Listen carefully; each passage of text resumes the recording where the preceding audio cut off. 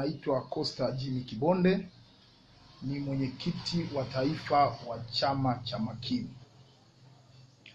Awali ya yote nataka nizungumzie jambo moja ambalo sasa hivi ndio lina trendi ni kuhusu mbunge wa Bunge la Jamhuri ya Muungano wa Tanzania, jimbo la Tanganyika, mkoani Kigoma. Ameishauri serikali ya kwamba waweke tozo kwenye simu. Kwa hiyo moja kwa moja Mtanzania au raia wa Kitanzania aweze kulipia tozo, na mantiki kubwa ya tozo hii jinsi alivyoweza kushauri serikali ni kwamba waweze kupata fedha kwa ajili ya kwenda kutengeneza barabara maeneo mbalimbali ndani ya nchi yetu. Sisi kama chama cha Makini tunasema Watanzania kwanza hawapaswi kubebeshwa mzigo wa tozo kupitia simu.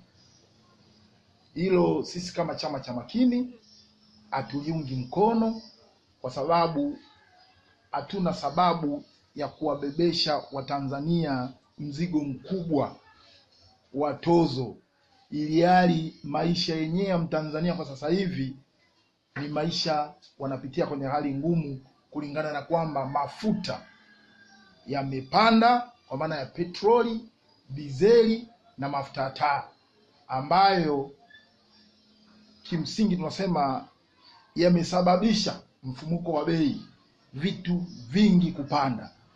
Na kwa vyovyote vile vitu hivyo vikipanda ni moja kwa moja vinamlenga Mtanzania wa hali ya chini.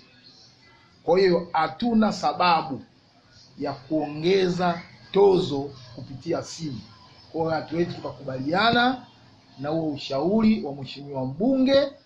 Sisi kama chama cha Makini tunasema Watanzania tuna kila aina ya sababu ya kuendelea kuwashushia mzigo, ili sasa waweze kukidhi mahitaji yao ya kila siku, kwa kuwa uchumi wa nchi ukitetereka, tafsiri na uchumi wa mwananchi mmoja mmoja nao unatetereka. Leo hii nauli lazima zipande kwa sababu ya mafuta, manake ni moja kwa moja itamgusa mwananchi wa kawaida, ambaye ndio atakwenda kukata tiketi za basi, atakwenda kukata tiketi za ndege, atakwenda kukata tiketi za treni na maeneo mengine. Ombi langu kwa serikali,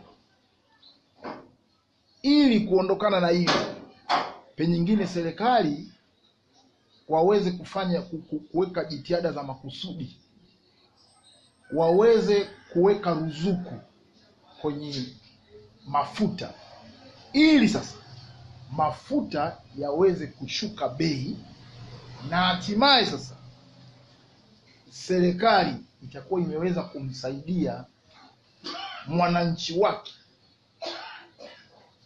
kwa kuweka ruzuku, na hatimaye mafuta yakishuka bei, maana yake bidhaa zote zitakwenda pia kushuka bei, hususani bidhaa za vyakula na bidhaa nyingine ambazo zinatoka mikoa mbalimbali kuja jijini Dar es Salaam, na ziko bidhaa zingine ambazo zinatoka jijini Dar es Salaam kwenda mikoa mbalimbali.